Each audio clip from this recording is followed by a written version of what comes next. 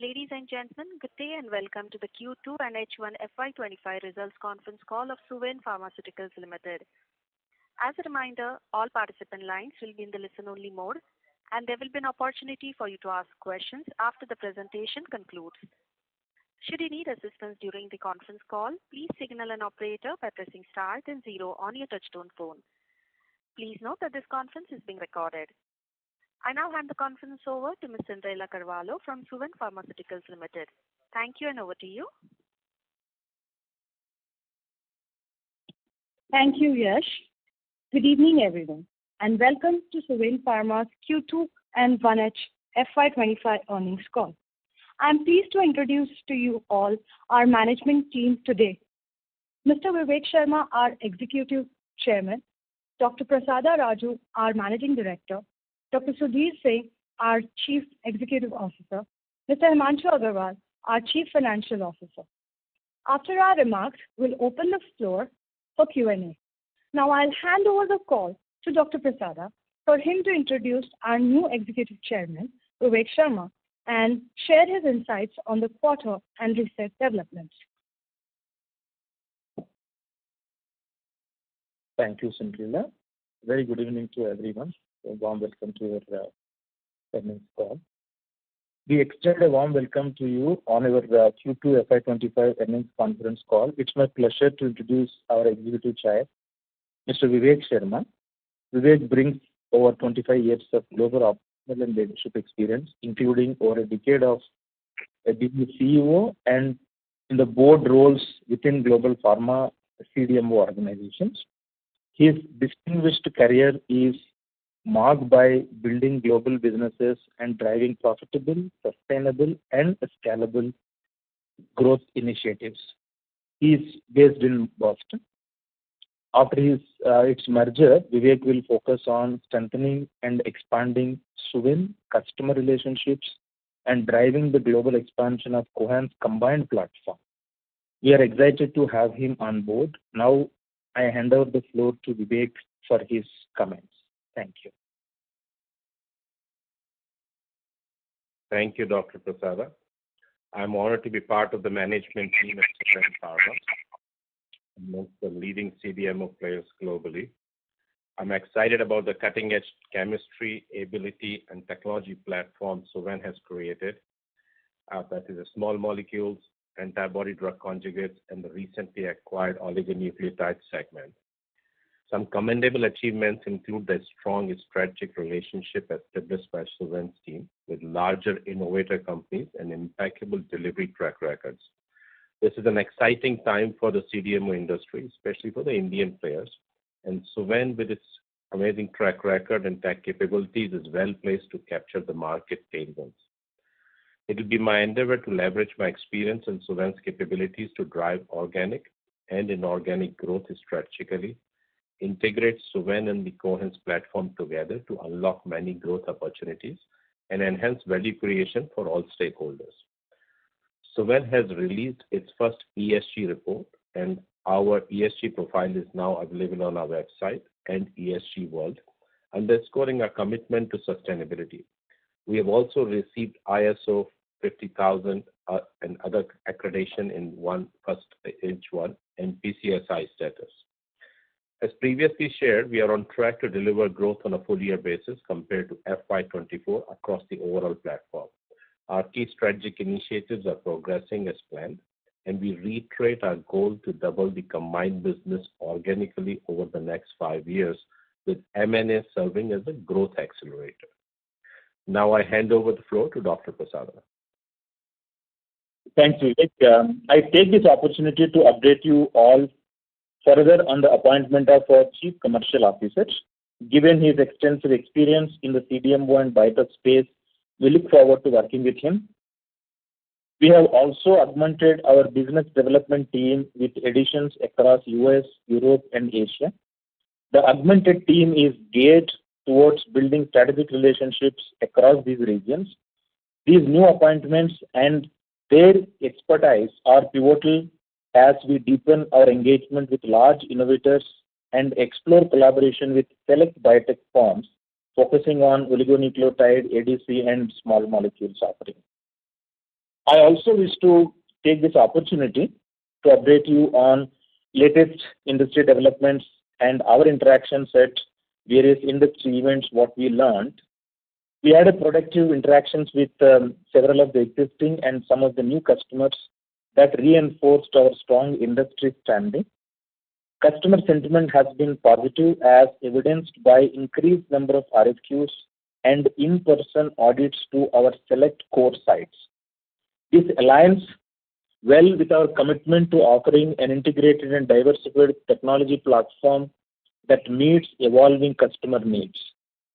We continue to see a strong momentum favoring the CDMO sector on the broader industry front, especially in India, as Vivek did mention. Positive sentiment towards India is bolstered by efforts to diversify and stabilize supply chain and supportive macro environment trends, including the US Biosecure Act. These dynamics strengthen our outlook for healthy growth in the medium to long term. From a pharma CDMO standpoint, our strategic efforts yielding a healthy inflow of RFQs. Our pharma CDMO business has posted growth of around 40% year-on-year in Q2, highlighting our committed focus on the pharma CDMO space and reaffirming our commitment to building a robust pipeline that can drive a mid to long-term growth. As we have always maintained, this is not a quarter-on-quarter business, so we will not read too much into the current quarter growth, but we feel very strong and good about the input metrics which are defined and being executed for the business by the management team. We also have expanded our phase 3 pipeline by adding one new molecule. Of two pending phase 3 readouts, glad to inform you that one yielded a positive result. RFQs continue to sustain a healthy mix of mid-phase and lateral project, which is one of the strategic intent that we have taken, including some of the commercials as well. RFQs now are coming in from a broader set of customers versus the history. We are also exploring opportunities to cross-sell and leverage the customer relationship for Sapala, our oligonucleotide technology platform. In summary, we are geared up to meet customers' increased demand of backward integration. By utilizing our existing capacities, we continue to expect growth in the second half of FY25. We wish to use this opportunity to cover our next strategic business segment, which is specialty chemical and agrochemical business. As mentioned in our previous update, we have converted our specialty chemical service line into a new dedicated strategic business unit. As highlighted earlier, the recovery was delayed than our earlier expectations. However, we are expecting green shoots about recovery, and we have better business visibility for the coming calendar year, and the potential new products are in discussion. As we continue to build strategic partnerships, we are seeing new product discussions and fresh RFQs reflecting a positive outlook for this segment as well. We have increased our focus, included specialized resources to drive the continuous improvements, and including automation while implementing the best ESG and EHS practices as well. Moving on to oligonucleotides and Sapala, we have consolidated the Sapala business from 11th July onwards in Q2 FY25. In a while, our CFO Himanshu will take you through. Our commitment to expand the oligonucleotide business is very clear, with an investment in phase 1 of its GMP facility, which is underway in one of the US FDA regulatory approved plant, which will accelerate the customer onboarding as well and the commercialization of the projects.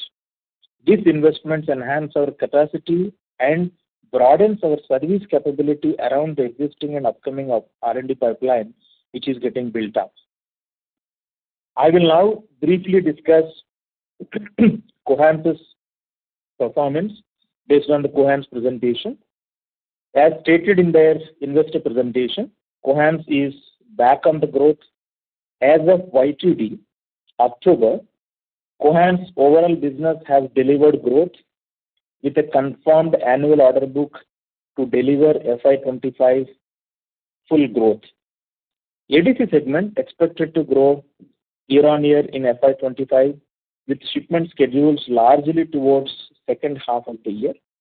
There has been a decline in H1 on a year-on-year basis driven by phasing of orders with shipment schedule in second half of the year when compared with first half of the year.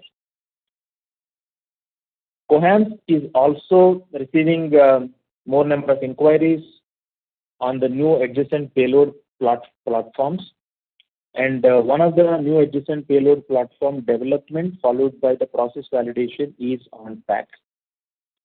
And one of the payload and new orders have come from the new customer.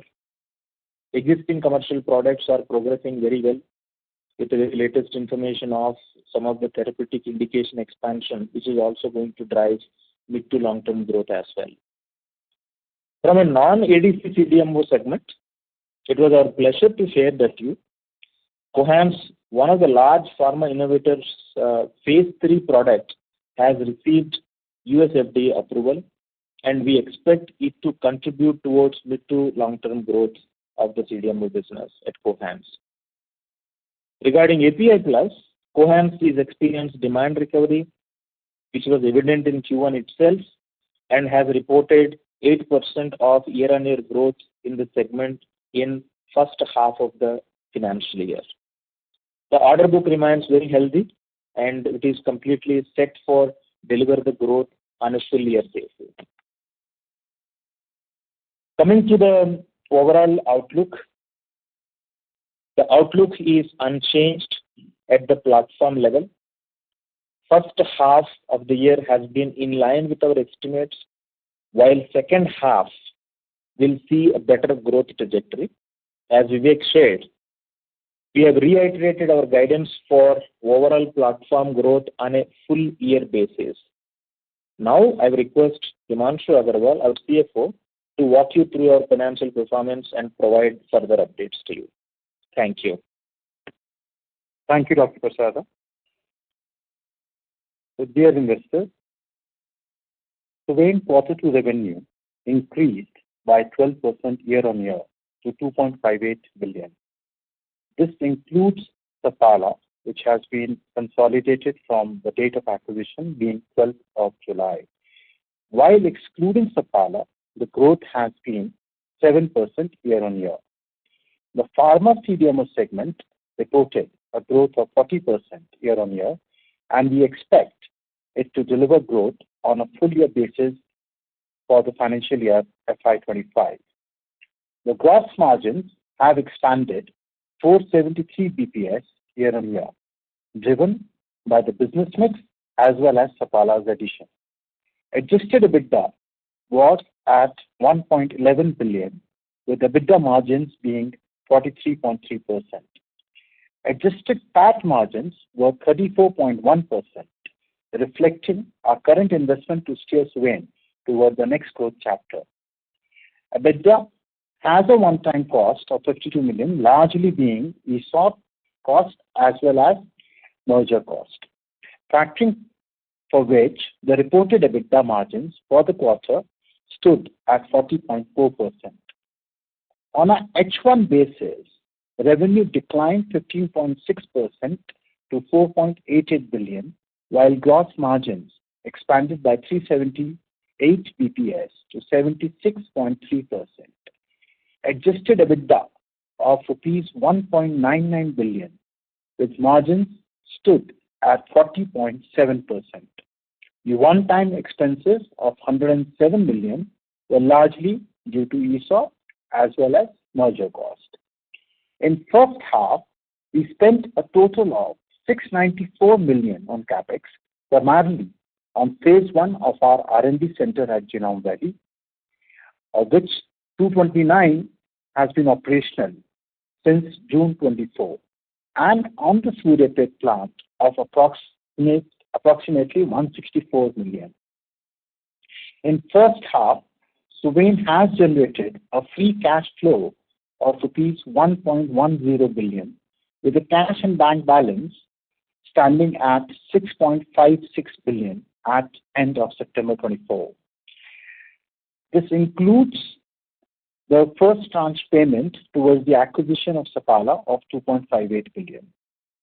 As mentioned by Dr. Prasada, we've started consolidating the Sapala business as on 11th July, which contributed to our net revenue of 93 million in the second quarter. Regarding the proposed merger with Cohance, we have received approval from a stock exchange and SEBI, and we have received an order from the Honorable NCLT Mumbai Bench to host a shareholder meeting for the voting on the merger. The meeting is scheduled for 28 September 24. Subject to shareholder and other regulatory approvals, we expect the merger to complete in next 4 to 6 months. Moving to Cohance, according to the Cohance presentation, the Q2 FY25, the following are the key takeaways. Cohance has posted a revenue of 3.47 billion in Q2 FY25, a 13% decline year-on-year. For H1 FY25, Cohance reported revenue stands at 6.04 billion, a 4% decline year-on-year. The decline, as mentioned, is largely due to the shipment schedule being phased for the second half. Based on the current order book visibility, Cohance is back on the growth path. The API Plus segment has posted a growth of 7% year-on-year, driven by healthy product launches and demand recovery. Scale-up in the ADC-led CDMO business is tracking well, with growth in existing commercial and new orders from new customers. However, the shipping schedule for ADC-led CDMO is weighted towards the second half of the current year. Overall, Cohance expects year-on-year growth on a full-year basis across both segments, that is API as well as CDMO. Improved demand and utilization as well as product mix has helped increase the adjusted EBITDA margins to 25.4% in first half.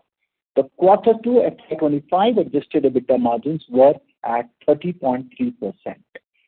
Cohance has invested 1.06 billion on capex in the first half, of which rupees 415 million is towards the new facility in Vizag, an intermediate capacity near the existing unit bought from Avra Synthesis, and a capitalization of Ankleshwar Block 5 as well. On a combined pro forma basis for Suven and Cohance, the numbers look as under. Q2 FY25 revenue were 6.05 billion, declined by 4.1% year-on-year, while the gross margin stood at 70.6%, expanding by 364 bps. Adjusted EBITDA stood at 2.17 billion, with margins at 35.8%, and adjusted PAT was at 1.48 billion. The reported revenue in first half was 10.93 billion, which declined by 9.4% year-on-year. The gross margin expanded by 206 bps to 69.3%. Adjusted EBITDA was at rupees 3.53 billion, with EBITDA margins at 32.3%. At a combined platform level, we anticipate a higher growth trajectory in second half of FY25, with year-on-year growth in revenue and EBITDA, and further growth acceleration from FY26 onwards. And now I would hand it over to Cinderella. Thank you, Himanshu. Operator, we can open the floor for Q&A. Thank you very much. We will now begin the question and answer session. Anyone who wishes to ask a question may press star and 1 on their touchtone telephone. If you wish to withdraw yourself from the question queue, you may press star and 2. Participants are requested to use handsets while asking a question. Ladies and gentlemen, we will wait for a moment while the question queue assembles. We'll take our first question from the line of Ameya Charke from JM Financial. Please go ahead. Yeah, thank you so much for taking my question, and congrats to the management on good set of numbers. First question I have on the pharma CDMO side, on the Suven, within Suven, which has registered around 200 crore revenue with good double-digit growth. Also, you have mentioned there that it is led by BD efforts and micro environment. So if you can, if management can explain, elaborate more on this line, the BD efforts and the micro environment, what had changed during the quarter, and also if they can provide color within CDMO, whether it has been led by development revenues or the commercial revenue. Thank you. Sure. Thank you, Amay. I'll try to respond to you.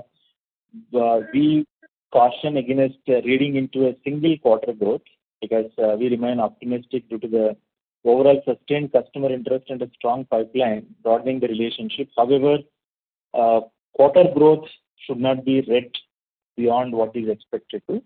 However, as we have also discussed in the previous calls, we have created additional bandwidth from business development side because customers also wanted to have more touch points with them. And the prospective engagement is happening, and reading their pipeline and offering our services to them and the deeper engagement levels with the customers is actually supporting us. This is the first point. Second, from a macro standpoint, data is available in the public domain. In the first 9 months of current calendar year 24, there are 3,000 plus small molecules have actually got introduced into the overall clinical pipeline, out of which close to around 52% belongs to the small molecules and ADC and specialty chemicals. So, coupled with macro and BD, we are able to see the traction of the RFQs as well as the growth as well. Sure. So, Mr. Prasada, for us, for Suven specifically, after new management have come in, are we seeing a traction which is now resulting into good growth? Is that the right understanding? Yes. Okay. Is this growth basically led by our efforts since last 1 year, what we are putting, what time into it? So I would say additional efforts which we have put in because some of the efforts which we have kept, which were kept by the previous management and coupled with our additional interventions have helped. That's the right way to read it. Sure. And second question I have on the GLP side, what opportunities typically are we seeing from the innovator side for the GLP-1 product? Thank you. It's a very interesting evolving space to watch. Two types. One is predominantly peptide based, and there is also research what we learned is non-peptide based as well. Definitely, this space is going to be much more exciting going forward. Sure. But in terms of Suven, what role could it play in this value chain? At this stage, it's too early to comment. Right now, we should allow us for some time till such time something gets materialized. Sure. Thank you so much. I will join this. Thank you. Thank you. We'll take our next question from the line of Darshit Shah from Nirvana Capital. Please go ahead. Yeah, so thanks for the opportunity. Sure, so on this Suven Pharma CDMO, as you alluded, there were 2 readouts that are going to happen. So both the readouts have happened, and out of that, 1 readout for phase 3 is positive. Is the understanding correct? That's right. That's okay. And even on the Cohance side, we have 1 phase 3 approval by the US FDA. So in total, we have 2 molecules that have cleared phase 2, right? no, slight differentiation. In the Cohance product, it has moved from clinical to commercial, which means phase 3 has actually been approved for launch of the product, meaning it is in the commercial phase. Okay. On the Suven side, launch will take time. Okay, so probably But definitely results are positive. Results are positive. The way to read here is extent of uncertainties are minimized predictability of the revenue coming in for mid-term to long-term is much higher. Okay. So from what I understand is Cohance will have a little early commercialization as compared to the Suven Pharma CDMO molecule, which is just cleared phase 3. That's right. That's it. Got it. And sir, one more thing on, just a suggestion. I think the results and the presentations come out pretty late. So, I mean, by the time they are going through the presentation, the call is already out. So maybe you can schedule it a little later or the next day. That would be helpful for shareholders like us to go through it and then attend the call. Point very well noted, Darshit. Thank you. Because I got the presentation itself on 6:25 or 6:30. I think by the time just tried to log in the call. Point very well noted, Darshit. Sure. And sir, just one bookkeeping question. Maybe it would have been answered in the earlier call, but I've just missed out. So post this merger with Cohance, 11 shares of Suven are to be issued for 295 shares of Cohance. What will be the share capital of Suven? I mean, numbers of shares. Currently, it's 25.4 crores, if I'm not wrong. So, Darshit, this is Himanshu. So there would be 38.11 shares would be outstanding. 38.11 crores shares would be outstanding post-merger, right? Yeah. Got it. And so lastly, on the Spec Chem side, we haven't seen much revenues and either any growth in the first half, and now we are seeing it, the segment to be bottoming out. So when can we probably see some growth happening in this segment? Maybe in the second half, probably next year. What's our estimate? As we understand, the complete bottom down has already happened, and we don't expect any further bottom to happen. It's all done. At the same time, we also have started seeing the early signs of recovery. And definitely from a bottom number, full year of next year, which is CY of FY25, we expect the growth to come back to us. Not just only the initial product, there is also a discussion around the new products as well. Okay, including the newer products as well. You see growth coming in from next calendar year. So, in a sense, the accelerated growth is going to happen in FY25-26. Great, sir. Thank you, sir, so much. I'll come back in the queue. Yeah. Thank you. Thank you. Before we take the next question, I would like to remind participants to press star and 1 to ask a question. Next question is from the line of Arjun Sindwani from Goldman Sachs. Please go ahead. Good evening, team. Thank you for taking my question. This might have been answered in the previous question by Mr. Dishit. Please, your voice is not very clear. Hi, sorry, team. Thanks for taking my question. Probably this question has already been answered in the last set of questions. Just want to understand on the Spec Chem and AgChem side, just from the presentation, were there zero revenues booked for this quarter for Spec Chem? And just the second part of the question is that you mentioned the growth, early signs of recovery you started seeing in the segment. So we are expecting some sort of pickup from the second quarter onwards, or will we see most of it from the next year? Thank you. Arjun, thank you for your question. So, yes, this quarter there is a zero revenue for Spec Chem, AgChem.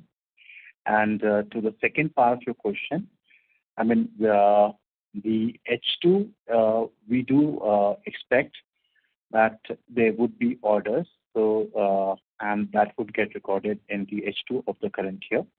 And as Dr. Prasada mentioned in the previous question, we would be looking at a growth for FY26. Okay, but the majority of growth is expected in FY26 is what then it's good to probably that's the expectation from management, because then H2 is when the sort of orders come in and it's sort of skewed towards the end of the year then. I would not conclude to that. I would say that there would be an execution in FY25, and there would also be over and above a delivery in FY26 as well. So Arjun, the way to look at here is from the coming quarter onwards, we see deliveries kicking in. Okay. Thank you, Dean. Thank you so much. Thank you. Ladies and gentlemen, to ask a question, please press star and one on your phone now. Next question is from the line of Vivek from Citi. Please go ahead. Hi, thanks for the opportunity. So just my question is related to CDMO segment. Sorry. So the question is related to CDMO segment. So over the next 2 years, let's say, right? So as far as the growth is concerned, is it going to be completely dependent on the products where you are working or involved with the innovator, let's say from the clinical stage, phase 1, phase 2, phase 3, or in the recent time, have you added any product which is already already commercialized, or the customer might be trying to diversify their supply chain or adding, let's say, another CDMO like you? So how to look at, or do you think this kind of opportunity, let's say, for the near term, or are you in any kind of discussion with any of the innovator or any of for big pharma company like that? Thank you. Thank you, Vivek. Obviously, March of 23, our phase 3 products stands at 3 products and 6 intermediates. As of today, at September 24, we have 7 phase 3 products covering 12 intermediates. Definitely, there is going to be a component of new product addition that's going to drive the growth in the next midterm. Number 2, we also have discussed and made strategic interventions of looking for potential laterals, which also we are able to see some evidences. Combination of these 2 will definitely going to drive the growth. Understood. So have you added any potential lateral product that is already in market or already commercialized at this point of time? We do have few examples. We were able to create few case studies in the last few quarters. Earlier it was an intent, but we have an evidence in our hand, which is quite definitely promising for us. Okay, and over the next couple of years, we can see some of any of these kind of laterals. That's right. Okay, thank you. That's from my side. Thank you. Thank you. We'll take our next question from the line of Ashish Sriram Thakur from JM Mutual Fund. Please go ahead. Thanks for the opportunity. So I had a question on this entire Biosecure Act. So as and when it becomes a law in the US, where do you see the first part of benefit coming in? Would it be at the early stage of clinics, like discovery stage, or you feel it could immediately also flow to the custom synthesis side of the business? I would request Vivek, can you just take up this question? Sure. So I think in some ways we are already seeing the traction. People are starting to talking to us about de-risking their supply chain. When the act becomes real, I think it's with the changes in the government and all that, we don't know. But in general, we are seeing the traction already. People are talking to us. In my view, it's not about early stage or commercial. It's about China, right? So whatever work people have in China, they will try to migrate. So we have some early stage discussions going on, some large supply chain discussions going on, but keep in mind, there is time for people to make that decision. But we are excited about the potential that we see out there for us to help our customers, de-risk their supply chain with dependency in China. Okay. Yes, fair enough. So, and since, and obviously you said 4 to 6 months, the time that is there for consolidation. So as we move ahead, 2 to 3 years beyond, would you feel the need for more M&As in order to possibly add more capabilities to your offerings?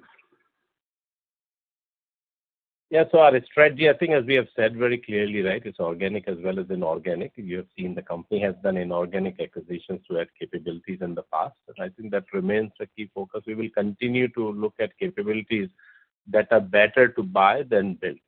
So that's a key part of our strategy, and we'll continue to evaluate those opportunities as they come across. Just to add to Vivek has mentioned, our commitment on the platform technologies is completely unwavering. We are definitely poised for looking for such kind of opportunities to offer wider offerings to our customers. So by any chance, would you guys also be there on the GLP-1 side of the thing? As I was just mentioning to some other question when Amey asked, it's too early for us to comment, and definitely we'll be more than happy to come back to you once we have some answer internally. Fair enough. So just last question from my side. So you said second half will be a recovery, but given the fact that first half saw a revenue decline, are you saying for the full year of FY25 we will see a growth? Ashish, as we have mentioned, that at the platform level, for full FY25, we would be growing versus FY24. This is very helpful. Thank you and all the best. Thank you. Thank you. Ladies and gentlemen, to ask a question, please press star and one on your phone now.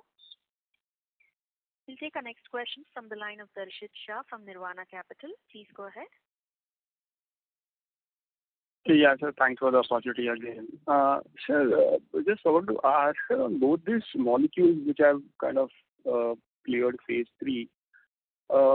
Can you let us know, throw some color on which therapeutic segments they are focused into, and a little bit more on if you can highlight some opportunity or market size of where these drugs are going to be launched and all this. That would be. I can only say because we are governed by the CDAs that we have executed with our customers. Sure. Hope you can understand, but definitely this is one of the most fastest growing space in the therapeutic segments. It always stands for top 5 of the therapeutic segments for the last 10 years. Got it. This is for both the drugs, right? You can draw the conclusion. Sure. For both the products, right? Yeah. For one. For one. Okay. And so lastly, when we say that FY25 on a full year basis as a platform combined, we might see some growth happening. So just to clear it, would it be on the revenue side or also on the profitability side? Nishit, it would certainly be on the revenue side, but you do understand that profitability is a function of many, many elements. So at this stage, once we have more visibility of the order pipeline, we'll come back to you. Sure, sir. Thank you so much. Thank you. Ladies and gentlemen, to ask a question, please press star and one on your phone now.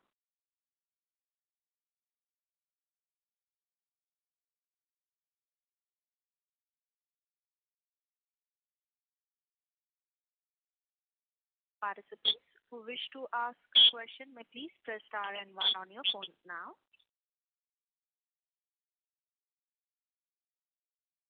Ladies and gentlemen, that was the last question for today. I now hand over the call to the management team for closing comments. Please go ahead. I'm sorry, there is one question in the queue. I'll take that. We have a question from the line of Ashish Sriram Thaukar from JM Mutual Fund. Please go ahead. Yeah, thanks for giving the opportunity. So on the API side of the business, the kind of filings that we have appears that almost 50 to 60% are niche in nature. So when do you see the monetization of these pipelines starting? It's continuously happening, Ashish, and we are very happy to inform you that even first quarter and the second quarter half-year basis, around 7 to 8% of the growth has already been demonstrated. It is going to be better in the next half of the year. Monetization of these products are very happening, and the uniqueness of this asset is the pipeline is healthy. Last year, 5 validations have happened.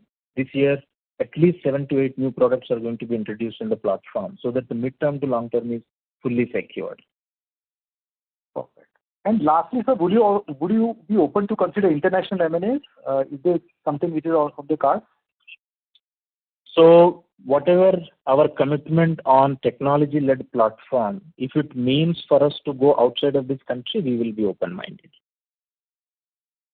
Thank you and all the best. Thank you. Thank you.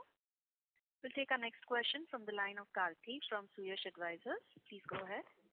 Yeah, good evening, doctor. Just one clarification. Can you give some context on the appointment of Mr. Vinod Padikkal? What exactly does he bring to the table, and some context, please. We can send a separate note to him? No, I'll cover that. So, I think Vinod is, as you would have read in the notice, Vinod is an appointee from a Berenda perspective. So he is a nominee of Berenda, and he represents the Berenda by virtue of Platinum Poppy investment in Berenda. Okay. So, yeah. Okay, sure. Thanks very much, and best wishes. Thank you. Thank you. Ladies and gentlemen, that was the last question for today. I hand over the call to the management team for closing remarks. Over to you. Thank you, operator. Thank you, everyone, for giving your time, and we look forward to interacting with you on next quarter call. Thank you, everyone. Thank you, members of the management team.